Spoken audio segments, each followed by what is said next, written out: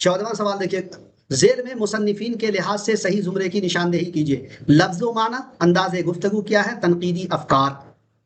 ये सब एक ए ऑप्शन में जो देख देख रहे हैं आप, तो ये शमशुर रहमान फारूकी की तसनीफ है।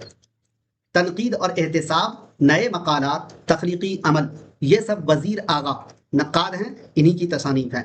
अफसाना और उसकी गायत, तरजीहात, अदब और जमालियात। अगर इस पर आप गौर करेंगे साथियों, अफसाना और उसकी गायत जो है ये मजनू की है। किसकी है?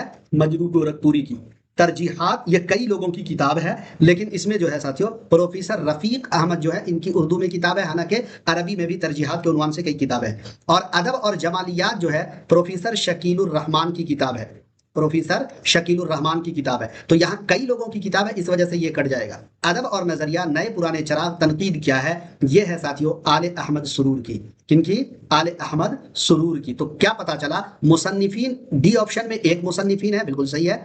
बी ऑप्शन में भी एक ही मुसन्निफीन की तमाम किताबें हैं, राइट है। ए ऑप्शन में भी एक ही मुसन्निफीन की तमाम किताबें हैं। इस वजह से ए बी डी 2 नंबर में है, तो 2 नंबर यानी बी ऑप्शन आपका राइट होगा।